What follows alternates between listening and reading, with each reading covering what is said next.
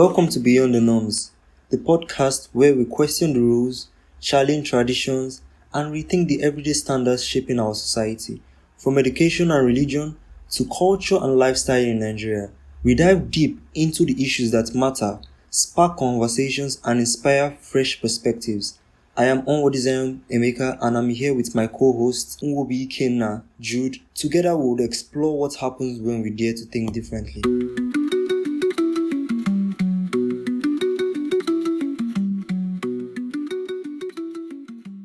So what's up, Ike? How you doing now? I'm good, and it's good to be here with you again. There's been a lot of, I don't know if I should call it panic, but there's been a lot of commotion online. There's this trend I'm seeing now, where people are speaking about how they are going to go and learn Hausa, how if they are, in case of bandits, meet them and stuff like that now. I don't know if you've been seeing this trend. Yeah, I've been seeing, we Nigerians, we joke about everything, like... Some people actually play Fulani. Some people actually play Fulani music in their car while traveling and all those. Now they joke about it, Sha. I think it's like a coping mechanism, Sha. Because is that going to really do anything? That's what I'm saying. It's like a coping mechanism because guy, the problem with is so for this country, like guy, a lot of things in the space of the past 2 months, a lot of things have happened from the Nnamdi Kanu issue to the adoption of those 25 children. To the killings, and church attacks. So I don't know what exactly is going on. It felt like it's the moment Trump actually made that statement that Nigeria is going to be designated a country of particular interest. That was when it felt to me like these bandits and the terrorists, they started acting up, and that's true. That's when all these things escalated. Yes. And I think there's a motive behind the escalation of this kidnapping and killing happening. There has to be a motive behind it. Maybe some people, I've heard somewhere that terrorists, they like things to trend. That's how they actually drive home their points. And if things are not trending, the noise they are making, they feel like a lot of people are not hearing it. So the moment things like kidnapping, and they feel like they are kind of putting fears in the mind of people. That way, they are thriving too. So you are saying it's because of what Trump said. And the first thing, I don't think the man has done anything yet. Not so much though. One of the reasons he has not done anything is because the criticism from international body. America is careful. They don't want it to be like they invade any country at will. Since the case of Saddam Hussein of Iraq, where they got a lot of criticism from people, and the case of Libya, which they also got criticism from people. So they kind of want to take this issue a little bit carefully, so that it doesn't feel like they invade countries at will. I think that's the reason. If you wanted to take it carefully, why did he come out and put out that statement like that now? Because that's what has caused all this commotion now. Yeah, the essence of that statement is so that Nigerian government know that there are people watching them. It's not just like they are doing it. Sorry, they do anything they want to do and nobody is there. Like people. So with that statement now, they know that there are people watching them. That if they don't take this thing seriously, probably something is going to happen. Definitely something is going to happen. From international community might invade at one point or the other if they don't get serious with the way they are tackling terrorists. So that's the essence of that statement, and I think is a nice statement too for them, because I mean since that time things have gotten worse now. Things might have gotten worse, but you could see the military got active almost immediately. Which active? Nigerian military. Which active did they get? I don't understand. I mean, I'm the one that is not seeing the news. Which active did they get? I'm not there at the front with them, but I know that they started releasing statements. They started saying things. They started taking things seriously. I mean, from what they are posting on this thing, on the news and everything. But that's not what we're looking for from them now. We need them to take action. It's not by putting out articles and statements online. Like, what are they doing to curb these menaces? Like, how many of these kids have they rescued? How many of these terrorists have they caught? It's quite problematic because we hear every time that, okay, was it yesterday? I think it's around yesterday when they said that they have been able to secure the release of about the 25 kids they were kidnapped in the KB. Yeah. They've released them. So they've released them. Are you serious? I heard they've terrorists killed some. No. Actually, they released the 25 No, of there's them. a lot of misinformation Then going around. the escape of some of those children they were kidnapped in Niger, the Catholic this thing. So my problem is that, you know, what's really going on behind the scene? Like, you say you release terrorists, don't just release people like that. By just phone call, they just release people like that. There must have been an exchange, like a negotiation. Yeah, it's a kidnap. So for you to actually get people released, something must have been paid. But Nigerian government did not actually tell us what's happened behind the scene. But I don't want to go much into that because in the end, what do I know about security and everything? But let's just be kind of plain so that people know what's happened. Not just you coming around and tell people whatever you want them to hear. So there's this question I want to ask you. Do you think these things that are happening, do you think is as a result of tribal war, like maybe the Muslims, or is just as a result of bad governance from Tinubu, or it's just tribal war? It's been tribalism. I don't to an extent, but there is the issue is actually very deeper. I was reading an article a while ago, and so I saw something about what's it called? Discovery of some precious metal in the north, and how some individuals are taking advantage of it. How they are kind of, they want to continue to mine it for their own personal gains. So for this reason, they cause chaos across the north. So, this gold in Zamfara that they are mining there, it doesn't seem like government is regulating it so much. Is it not the government that is mining it? What do you say? Sorry. Is it not government that is mining the gold in Zamfara? Is it not Nigerian government? That's the problem we have in Nigeria. There's no transparency anywhere. Government grant license to people, but there are still a lot of individuals there, influential individuals there that are mining and returning very little or nothing. In fact, they are making all the money. If you come to the south now, the oil in the south is fully regulated. The government is the one managing it. Whatever comes out of it, I think it goes straight to the government's coffer, and they will now allocate whatever they want to allocate in the end of the day to the states that is producing it. But that's not so much of the case in the north. In the north, you see that there are individuals that are taking advantage of it. Like, okay, that they are the ones getting the gains from it and then giving a percentage to the government. So a lot of these things that's why simplifying the issue as kind of a religious one or a tribal one is not very okay. So you're saying it's deeper than that? Yeah, so sometimes we have to investigate and see what was really they're actually using this religion and everything to actually cover over the whole thing so that people don't get what's really happening. What exactly is going? So you're saying all these things is deliberate. This chaos that they are perpetuating in the north is a deliberate act to cover up what exactly is going on.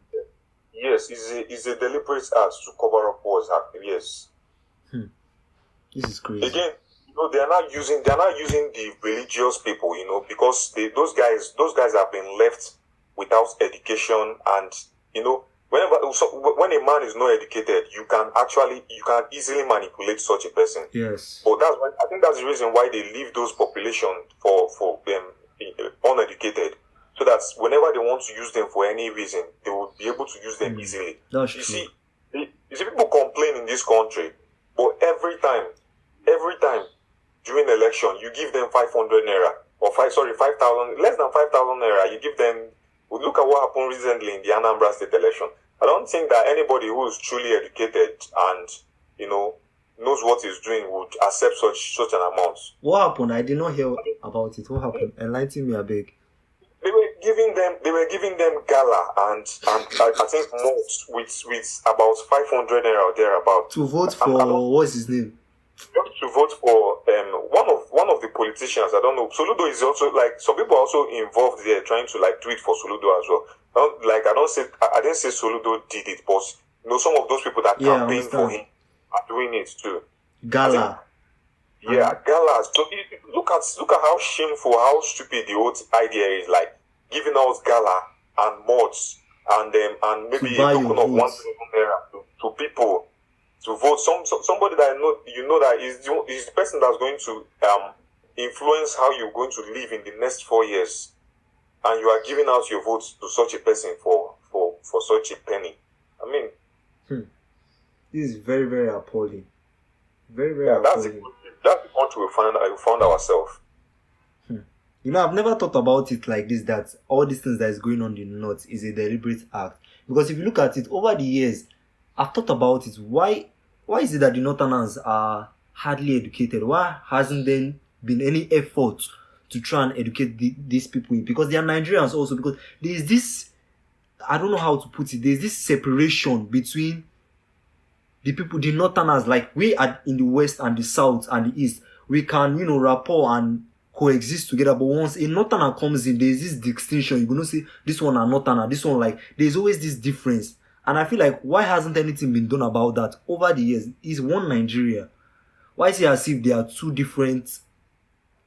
I never thought about it like this is a deliberate act. Yeah, it's politics. It's politics, honestly. That's what I think about it. A lot of those high class people are just using the people anyhow for their gains. That's just what's happening around there. It's not to say that there are no educated. There are a lot of educated people. There are professors from, but the huge percentage of the ratio to uneducated people is staggering. Yes. Speaking about this, separation and divide in the country, I want us to speak on this Nnamdi Kanu issue, because this issue is one that has also sparked conversations around tribalism and, there being a war on the Igbos, how they are fighting the Igbos, and how it's never going to be possible that an Igbo man will rule Nigeria. So I'm going to be very honest, I don't have so much knowledge on the whole Nnamdi Kanu issue, what IPOB is, how it came about. I've just been hearing about it, and now I've heard the final verdict that was given. So I want you to take us down memory lane. Who exactly is Nnamdi Kanu? Who are the IPOBs? How did all of this thing come about, and how did it lead to him being given the sentence life imprisonment? Okay, like me and you, Nnamdi Kanu is a regular Nigerian. He's somebody that was concerned so much, like he's a patriotic citizen at some point, very patriotic, wants Nigeria to move forward. But just like me and you, Nigeria is frustrating everybody every day. So Nigeria frustrated him to a huge extent that he turned his back and he started saying things that are not very okay to the ears. And I think to some extent he set up these outfits. Kind of security outfit in the ESN. ESN. Yes, ESN, Eastern Security Network. And one of the reasons which he set up that Eastern Security Network is to see that those people that actually invade forests and, from there they perpetrate their evil, they kill people. So the reason why he set up that Eastern Security Network is to see that those people are actually checked. Those people are fought when they. Sorry to cut you off. I'm just thinking about something now. For him to have set up a security network, it means he was a rich man. That means Nnamdi Kanu no be person with it. It's not like he's doing it for money or personal interest. He had money. It's more like he's a freedom fighter. It's not like he's very rich. So he set up with the help of a lot of other rich people that are listening to him. Yeah. That's how we're able to pull resources together to set up the Eastern Security Network. Okay. It's not like Okay, so, I'm with you. When he set up that Eastern Security Network and everything, at first, they fought off the herdsmen that were in the bush, kidnapping and killing. around Enugu and some part of Anambra. But the problem is that some of those people that he set up, you know, they were not well vetted. Some of them were criminals and everything. So at the end of the day, you have given them guns and power. You don't know what they're going to do with it. And I think after some time, kidnapping and killing then increased so much in Nigeria. Find out that some of those people there, they took advantage of that guns and the provisions they got from the sponsorship, and they started killing and kidnapping with those same people that were there to protect are now killing and kidnapping with it. Because like I said, they are kind of some. They have been empowered. Yeah. So with all those things, Nigerian governments could not continue to, okay, let me even try to, because it's not that he set up the Eastern Security Network. There was something along the line when he came back to Nigeria. The same person that was kind of trying to see that the things work well around at least as a nationalist, to see that things work well around East here. He came back here and Nigerian government killed people in his house. They also incarcerated him for some time. That's what I'm trying to understand. Why did they do that? Is it because he opened a security outfit? Or how did they get to that point of... The incarceration I'm talking about is the first time that he was incarcerated. For what? Went to his and killed people there. I think that was one of the reasons why he became very, very angry with I'm saying, why did they do that? What was the reason for the government? Because the government will not just go to your house and... Agitating for separation. It was agitating for secession of Biafra. That's the reason. No country is going to allow you to secede from them very easily like that. Wait, Ike. When did he start to agitate for separation? Was it before he started the security outfit in the East or after? Yes, before he started the security outfit. So that's what he was known for first. When he was calling that things should be done well, that things are not really going well, so he started actually agitating for separation. I think that was when. And based on Nigerian law, is that a crime? Because I think they've tagged it as terrorism. No, calling for secession is not really a crime. Like saying being a freedom fighter and calling for secession is not really a crime like that. Is there any loophole that the federal government can use to hold that against you? Because I don't know. I said, is there any loophole that the federal government can use such an act to, incarcerate you? Because I'm thinking about it. I don't think it's okay. Because is in a way, I'm not like I said, I don't know anything about the Nnamdi Kanu thing. I'm just off the bat of my head. I'm looking at is sort of sowing discord in the society. You coming out and saying, let us separate, I don't know, is that okay? Well, if a region sees that things is not working out fine for them. Now, don't get me wrong, he's not a region. It was him as a man, as an individual that came out and started selling this idea. Not him as an individual. He's just there. He's just there saying things that a lot of people have in their mind. Just like I said, being an activist, a freedom fighter, a lot of people have the idea of separation. In fact, there was a separation before. Did you not read about the history of this Nigerian Civil War, the Biafra War? Yes. There was a separation before that led to war. And then Biafra was reintegrated back. But so he's not this person that even started Biafra. It was from that Civil War now. Yes, now he wasn't the one that started. So he just wanted to reignite it. He didn't just want to reignite.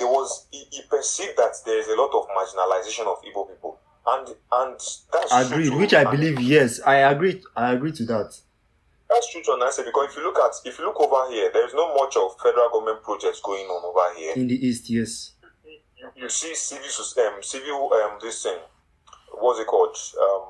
Civil works like that. You don't see a lot of Southeasterners gaining employment in those jobs. Like, you want to join the military through NDA, it's very hard for you. Very hard. My uncle went. He's a retired major, so he told me about what he suffered as like being an Igbo man in the Nigerian army. I have friends in NDA too. They are telling me how they are suffering and all of that. We can deny it, but there is marginalization of Igbo people. So for those reasons, Sorry to cut you off. What do you think is the reason for this marginalization? Just what your personal opinion? Yeah, well, that's what I'm trying to say. So marginalization from the time is more like sometimes some tribe perceive that your tribe, this other tribe is not really like they are kind of taking over the country. They perceive that they are taking the good spots, and they kind of come together against that country, that tribe, and want to kind of take that advantage away from them and all those things. So in a nutshell, they are scared of the Igbos. I don't. If you say so, no problem, sure. So after he was incarcerated the first time, I think what really happened is that this senator Baribe, stood for him, and they shot it for him, and they granted him bail. So when he came out and there was killing in his house, they killed somebody, some people in his house, and he ran away from there to Israel. So he started agitating more for Biafra and everything. Yeah. He was then kidnapped in Kenya, where he went to do some one-on-one thing or the other. He was kidnapped? Yeah. What's kidnapping? Yeah, he was kidnapped by Nigerian government. Nigerian government forcefully brought him back to Nigeria here. That's kidnapped. Yeah, without warrants, without any warrants. They just kind of kidnapped him and brought him back to Nigeria. To stand trial. Since 2021, he has been in jail. So he has been in DSS custody. And since 2021? Yeah, and they've been going for this court case until they actually sentenced him to life imprisonment recently. So what do you think? Sorry? I said people are still on the matter, Sha. There has to be appeal for what has happened. Yes, so because I feel like I was worried when I heard that verdict, that life imprisonment. I was expecting that the Igbos will revolt, and the last thing I want is a civil war. So I was worried. I was like, maybe this no go cause problem. This one way they go send this man, because I don't think is the verdict fair to send him life. Not really fair. A lot of evil are happening in Nigeria. Bandits are there killing, and when you catch them, sometimes you reintegrate them back into Nigerian society. Sometimes you fix them in the army, just like that. People that have killed a lot of people. So for somebody now to be agitating for a country, you now sentence him to life imprisonment. Life imprisonment, it's no fair judgment at all. So going back a little bit, you spoke about this civil war and how it served as the genesis of what Nnamdi Kanu is sort of pushing to this. I want to give a little bit of perspective to it. What exactly happened during the civil war, and how does it relate to what Nnamdi Kanu is pushing for? And do you think underground is still going? Whatever it is that caused that civil war, do you think it's still going on today? Okay. Nigeria has always been very complex. Right from the time they gave us independence up till today. And the same issue generally, I think it's the same issues we've been treating altogether. So the civil war something, there was problem according to the Q plotters, the 1966 Q plotters. There was problem in the southwest between Obafemi Awolowo and Akintoye. So they were having a very big fight between because those two, they were the prominent politicians of the southwest. So they were having a big fight then, and you see there was a lot of chaos and riots going on in the southwest. So in order to stop this issue, because it was so too much that it couldn't be contained by security agency easily. So in order to stop this issue and everything, the Q plotters arranged that they would carry out, because Nigeria was also very corrupt then too. So the Q plotter agreed that they would carry out coup and kill some politicians and then... that's coup d'etat, the coup, Abi. Yes, the 1966 coup that eventually led to the civil war Nigeria had. So they agreed that they were going to carry out coup and give power to the military. Is it Obafemi Awolowo? Yes. or okay, I don't remember if it's Akintola they wanted to give power to precisely, because it was documented. If Yes, you yes, go and yes. read, go to read one of their books. It was documented that they said they would give power to one of those prominent figures from Yeah. Southwest, and then they were going to kind of kill some other corrupt politicians. I don't know, so but they perceive them to be corrupt because a lot of things are happening. This same thing that is happening today, Was a lot of happening things are then. happening, and He says so most of the things that happened today was what was happening then too. it was happening then before, because you see corruption going on, embezzling of fund, and politicians are just looking away like nothing is really happening. So those people that were pissed off, they were disgusted by everything that was happening in Nigeria then, and they decided that there's going to be a coup. They will carry out a coup and hand over power to I think Obafemi Awolowo. So they went about and carried out they organized themselves. I think the prominent people in that queue was Ifajuna, Emmanuel, Ademola, Adewale, something like Adewale, something like that. So Yeah. it was it was one of them, and then there was this Nzog Kaduna. Was there any Igbo politician amongst them? Well, those key plotters, they were military people. They were military men. So they decided, and on the day of the queue, they went up. They assigned different peoples to different places. Some of them went to the north. Some of them were in the southwest. Some of them went to the east here. But it seemed like there was a problem. So the people that went to the north, they successfully killed the people they were assigned to. They were assigned to, and the people in the south too, they successfully killed the politician they were assigned to. So the problem is that when they came to the southeast here, it seemed like somebody gave information to prominent politicians. I think Nnamdi Azikiwe then too. I think they wanted to. Okay, they wanted to kill Nnamdi Azikiwe. Yes, to get things balanced, I think the part of the plot was at least to kill Nnamdi Azikiwe as well. But eventually he traveled. I think he traveled out then, so he wasn't around. And so somehow they now felt like since Igbo politicians were not killed, and politicians from southwest and the north as well were killed, they now felt like, okay, this thing is an Igbo thing. But the truth is that it wasn't actually an Igbo thing. It was as a result of the unrest in Nigeria then that this military personnel planned that coup. So there was a program subsequently. I think the 66 program that had about the Hausas. They felt like, okay, since you have killed our prominent politicians, we are going to go on a killing spree. They went on a killing spree and killed over 30,000 Igbos. But was it the Igbos that planned the coup? The names of the people you just listed that planned the coup, there was no Igbo person DSF. No, they were. Nzogu Kaduna, but he was born in the north. And but he's an Igbo man. To speak Igbo, he was. If you see the man, you would think he's an Hausa person, but because he's an Igbo, he's actually he was actually an Igbo person because he bears Igbo name, and I think his parents too are from the southeast. It's just that they were born in he was born in Ifajuna, and there was a lot of Igbo people as well. Those names I called are just the kind of top figures. Yeah.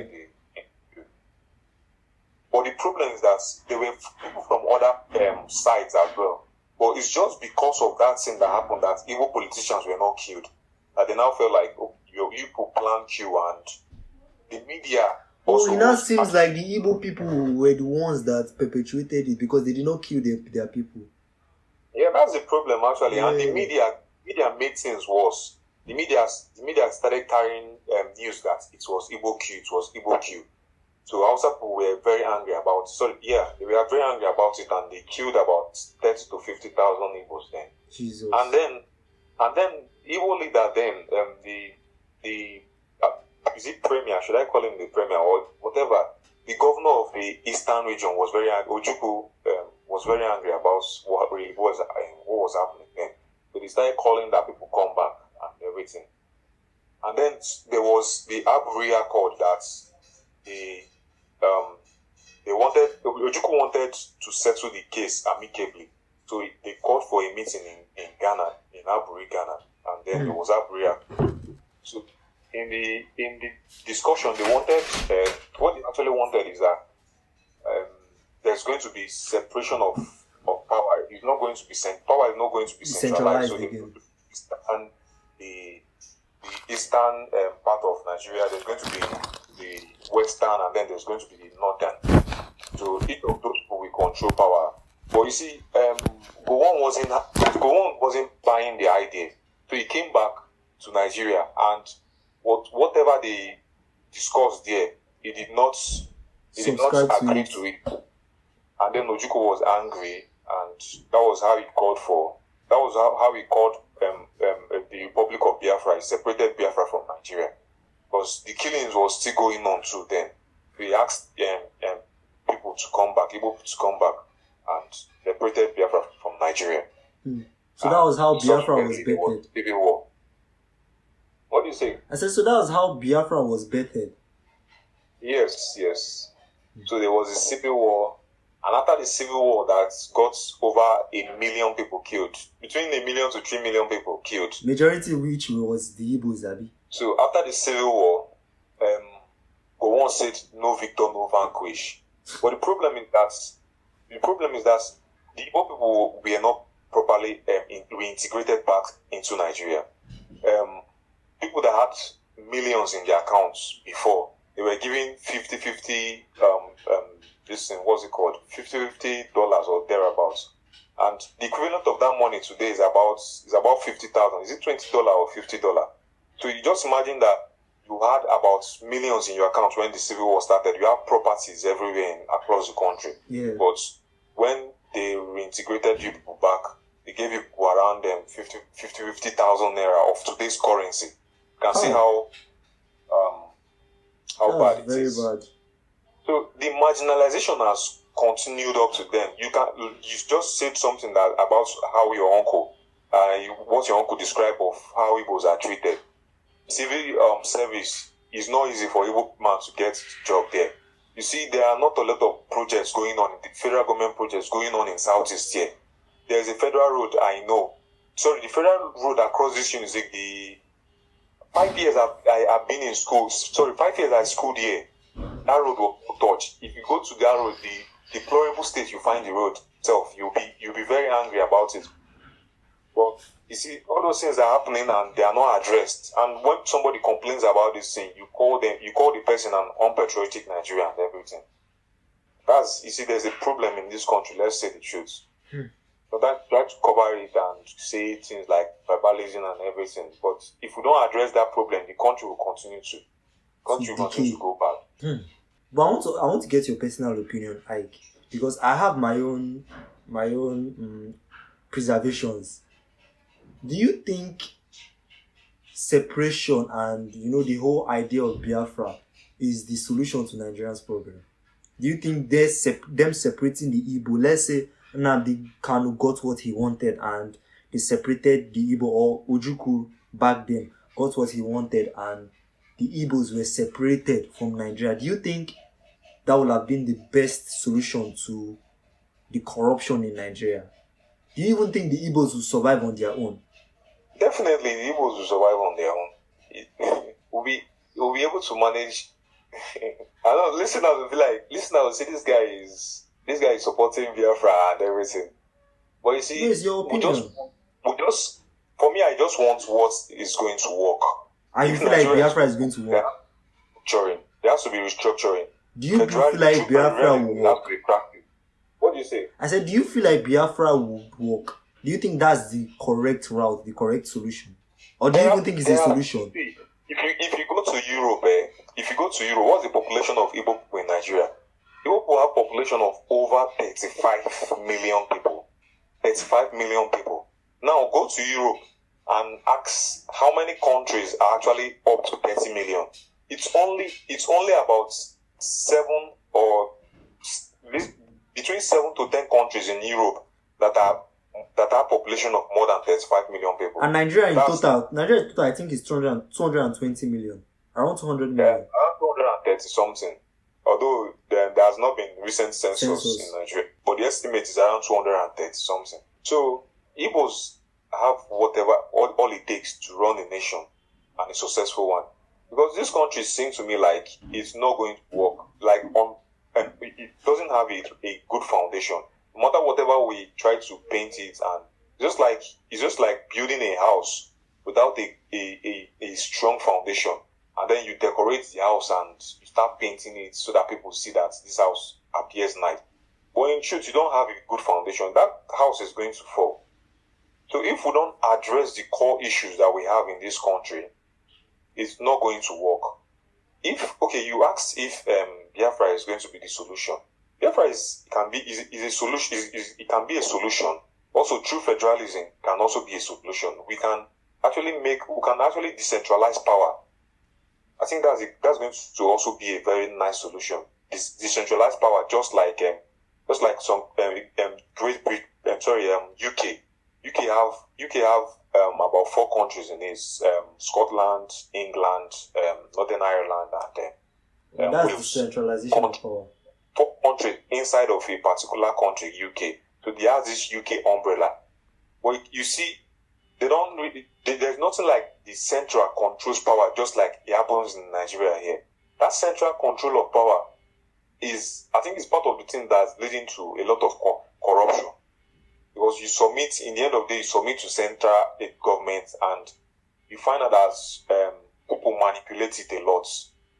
During election time, you see that they kind of polarize this country along ethnic lines, and whoever seemingly has the more population is going to continue to win election and everything. Things are not really balanced. But if we decentralize power, or you kind of split the country, it's going to just be absolutely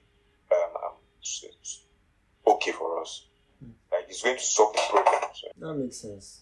that's what I.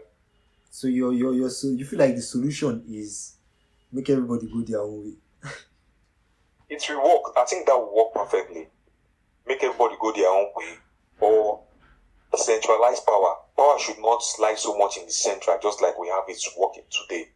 This has led to corruption, control of resources. If we decentralize power, and we have these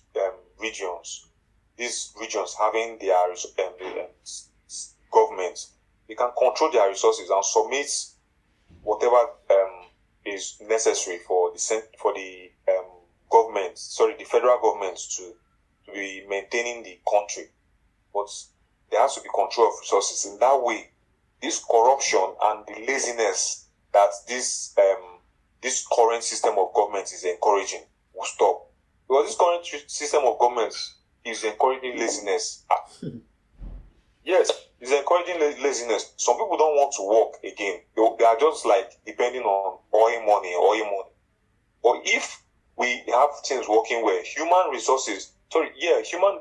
development is better than any kind of development you can have across. When you develop humans, then in turn, there are some people that don't have oil in their country, but they are far better than Nigeria. That's your opinion, Shami. I don't really know if I want to spend the rest of my life in the East and not be able to come to Lagos. Maybe if I want to come to Lagos, I will need a visa. I don't know if that's the life I want. Sorry? Nobody says you can go anywhere you want to go to. If they split the country, you can actually go to anywhere. But now you go with visa, and when you go there, you know that you are in another country, and you shouldn't just go there and behave anyhow. Otherwise, they will repatriate you. Okay, let's talk about something else. Another thing I wanted to talk about is these recent killings that has been happening on Christians, because there has been a lot of arguments where people have come out and say it's not just Christians that they are killing, that they are killing everybody. That is generally an insecurity issue. It's not like they are targeting Christians, but statistics are showing that the majority of the people that are being killed are Christians. So I don't know, what are your thoughts on this? Okay, I don't want to really target killing of Christians like that. It will oversimplify the issue once again. So, because these people are also killing, they're also killing Muslims as well. But what I'm concerned about is that they should be arrested and prosecuted That's what I'm concerned about. Whether or not is a Christian is targeted on Christian or not. I believe they are terrorists and they want to achieve their aim. Their aim of inflicting fear on people. But the majority of people that are being killed is not Christians. Have you heard them attack any mosques? I've not seen any news that went and they said they have attacked mosques at several points. They have also attacked a lot of churches. Majority of the attacks have been on churches now, Ike. Yeah, to a good extent, To a good extent, it has been on churches, but they have also attacked Muslims. That's the truth. They have attacked Muslims as well. Yeah, I don't know. I've not heard of any attacks that was being done on Muslims. If you follow news, you will see it now. They do attack Muslims. The ones that we've been hearing is Christians. There's even this live video that went online where they entered that church and just scattered everywhere. They have attacked Muslims as well. That's the truth. But the thing is that they should be arrested, prosecuted. The ones where it's necessary to actually, where the law says it's necessary to actually kill that person, kill the person, and don't integrate the person into the society or fix them in the army to continue to cause problems. Cause mayhem. What? Yeah? I said to cause mayhem. Yes, now, one of the aim as well is to Islamize Nigeria. Yes, one of the aim, because you see these bandits and Fulani coming south. And terrorists, one of the way they kind of achieve their goal is by inflicting fear on people, causing fear, and using violence and fear. And the moment they subdue your people, the other thing they do is to kind of preach force you to accept their religion as well. So it's part of, if you look at it deeply, what they are doing, because I don't see any reason why they should be coming south and killing people here. It doesn't just make sense. One of the ways you can actually make it make sense is that they have agenda to Islamize Nigeria as well. So if you say it's Christian killings, and to an extent you're also correct. To Islamize Nigeria. I better go. Well, finally, I just want to get your final take. What are your predictions for the 2026 election? Should be 2026 that the next election is taking place now. 2027 rather.